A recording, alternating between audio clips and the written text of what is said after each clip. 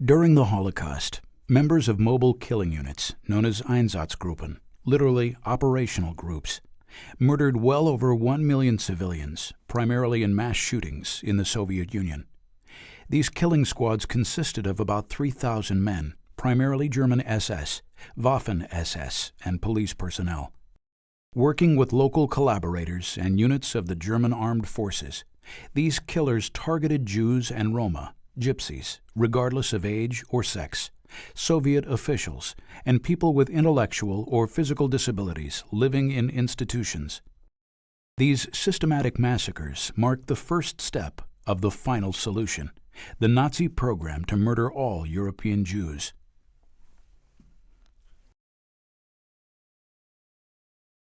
After Germany invaded the Soviet Union in June 1941, Einsatzgruppen, often working as mobile killing units, followed advancing German troops.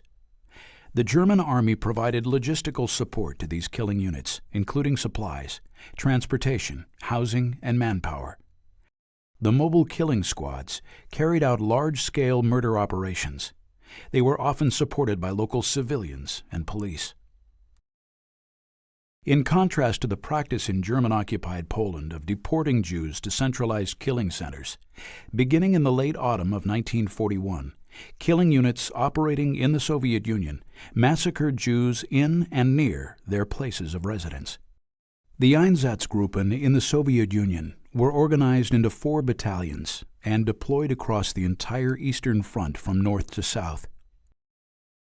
Their responsibilities included identifying and killing, without charge or trial, Jews and other so-called racial or political enemies. Einsatzgruppe A fanned out across Lithuania, Latvia, and Estonia toward Leningrad. With assistance from local auxiliaries and German military personnel, its men massacred Jews in the communities of Kovno, Riga, and Vilna, among others. Einsatzgruppe B started from Warsaw in German-occupied Poland and moved across Belarusia. With help from German police battalions, Waffen-SS units, and German army personnel, this group's members annihilated thousands of Jewish families in Grodno, Minsk, Brest-Litovsk, Slonim, and Mogilev. Einsatzgruppe C began operations from Kraków in German-occupied Poland and deployed across western Ukraine. Along with other killing units, its members massacred Jews in communities such as Lvov, Tarnopol, Kremenets, Kharkiv, and Zhytomyr. In just 2 days, in late September 1941, members of Einsatzgruppe C participated in the murder of more than 33,000 Jews in a ravine at Babi Yar near Kiev. Einsatzgruppe D operated farthest south. Starting in Romania, its members massacred civilians in southern Ukraine and in Crimea, including the cities of Nikolaev, Simferopol, and Sevastopol. At first, members of German mobile killing units primarily shot Jewish men, burying the bodies in mass graves.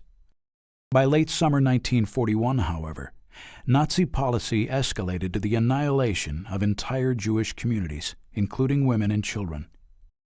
Members of the killing squads identified Jews and took them to collection points with help from local informants and interpreters.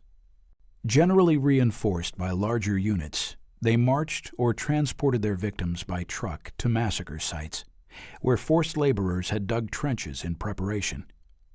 Typically, after being forced to hand over any valuables and remove their clothing, men, women, and children were shot, either standing on the edge of or lying face down in mass graves. Beginning in late summer of 1941, the Einsatzgruppen sometimes also employed gas vans. These vans pumped carbon monoxide emissions into a sealed interior, asphyxiating the people locked inside. Gas vans were also used at Chelmno, the first killing center. On September 21, 1941, the eve of the Jewish New Year, a mobile killing squad accompanied by local volunteers entered Ishishki, a small town in what is now Lithuania. The killing unit members imprisoned some 4,000 Jews in 3 synagogues, where they were held without food or water. Several days later, these unarmed civilians were taken to nearby cemeteries, lined up in front of open pits, and shot to death. 900 years of Jewish life and culture in Aishishki came to an end in 2 violent days. Today, no Jews live in Aishishki. It was one of thousands of Jewish communities obliterated during the Holocaust. By the spring of 1943, members of German mobile killing units and their collaborators had murdered over 1 million Jews, as well as countless Soviet political commissars, partisans, Roma, and persons with disabilities. Even as they conducted their campaign of mass murder in occupied Poland, German SS and police authorities began construction of stationary gassing facilities at centralized killing centers in order to annihilate the Jewish population of Europe with greater efficiency.